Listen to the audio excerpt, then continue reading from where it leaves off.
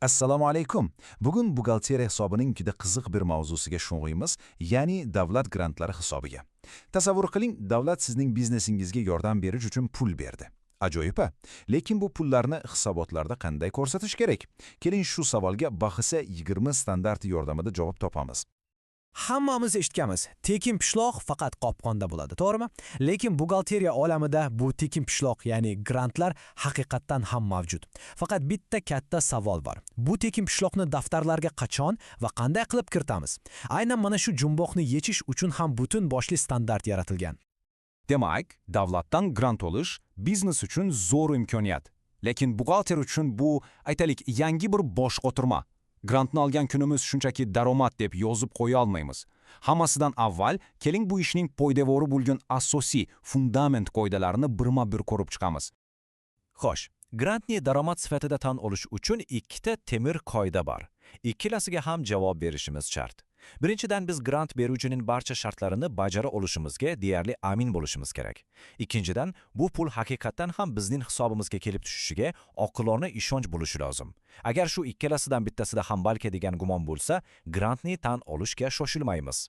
Mana shu butun standartning yuragi, eng asosiy g'oyasi, moslashtirish tamoyili. Nima degani bu? Juda oddiy. Aytaylik, siz uskuna uchun 20 ming dollar grant oldingiz. Bu pulni o'sha kuniyoq daromad deb ko'rsatmaysiz. Yo'q. Bu grant qaysi xarajatni, ya'ni uskunaning amortizatsiyasini taplash uchun berilgan bo'lsa, xuddi o'sha amortizatsiya xarajatlari yuzaga kelgan davrlar davomida grantni ham bo'lib daromadga olasiz. Xarajat bilan daromad xuddi qo'lqopdek bir-biriga mos tushishi kerak. Nazariya yaxshi albatta. Lekin keling buni amalda, jonli misolda ko'ramiz. Arturaco degan kompaniyaning keysini tahlil qilsak, bu moslashtirish tamoyili hayotda qanday ishlashini yaqqol tushunib olamiz. Bu misol standartning mag'zini chaqishimizga yordam beradi, ishonavering. Demak, vaziyat bunaqa. Arturaco 40 ming dollarga yangi uskuna sotib olibdi. Davlat esa bu tashabbusni qo'llab-quvvatlab, narxning roppa-rosa yarmini, ya'ni 20 ming dollarni grant sifatida beribdi. Uskunaning xizmat muddati 4 yil. Xo'sh, endi bu raqamlar bilan nima qilamiz? Qanday hisoblaymiz? E'tibor bering. Hammasi qanchalik mantiqiy. Grant daromadini tan olishimiz to'g'ridan-to'g'ri amortizatsiya xarajatiga bog'liq. Agar to'g'ri chiziqli usulni tanlasak, har yili 10 ming dollar amortizatsiya hisoblaymiz, to'g'rimi? Demak, grant daromadimiz ham har yili 5 ming dollardan bo'ladi. Agar kamayib boruvchi qoldiq usulni qo'llasakchi, birinchi yili 16 ming dollar amortizatsiya xarajati bo'lsa, demak grantdan ham unga mos ravishda 8 ming dollarni daromad deb tan olamiz. Ko'ryapsizmi, qaysi usulni tanlashimizdan qat'iy nazar, daromad va xarajat doim bir-biriga mutanosib bo'ladi. Yaxshi, daromadni foyda va zarar hisobotida qachon va qancha ko'rsatishni tushundik. Endi keyingi savol. Bu grantni balansda, ya'ni moliyaviy holat to'g'risidagi hisobotda qanday aks ettiramiz? Standart bu borada bizga ikkita yo'lni taklif qiladi.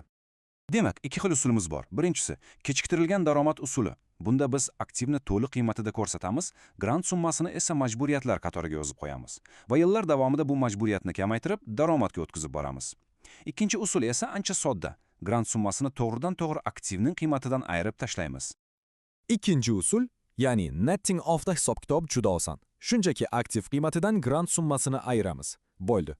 Balansda aktivimiz endi 80 ming dollar bo'lib ko'rinadi. Keyingi yillarda amortizatsiyani ham mana shu 80 mingdan hisoblaymiz. Bu usul ishimizni osonlashtiradi, lekin bir nozik jihati bor. Balansdagi aktivimizning qiymati pastroq ko'rinadi. Bu esa, masalan, aktivlar rentabelligi kabi ko'rsatkichlarni hisoblayotganda tahlilga ta'sir qilishi mumkin.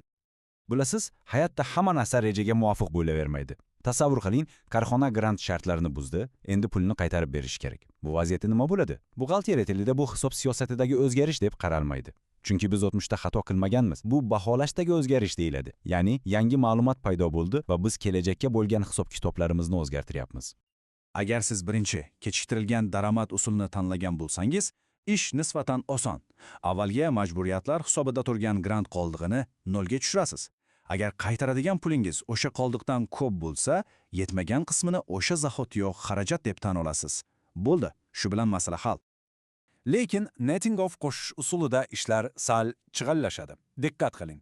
Birinchi qadam, qaytarayotgan grant summasini aktivning qiymatiga qaytarib qo'shasiz. Aktivning balans qiymati oshadi. Lekin eng muhimi, ikkinchi qadam.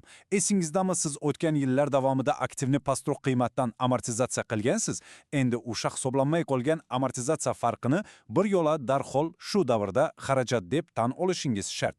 Bu esa hisobot davrida kutilmagan katta xarajatni keltirib chiqarishi mumkin. Xulosa qilsak, davlat grantlari tekin pul bo'lishiga qaramay, ularni hisobga olishning o'ziga yarasha qat'iy qoidalari bor ekan. Lekin keling, tan olaylik. Biznes faqat grantlar bilan rivojlanmaydi.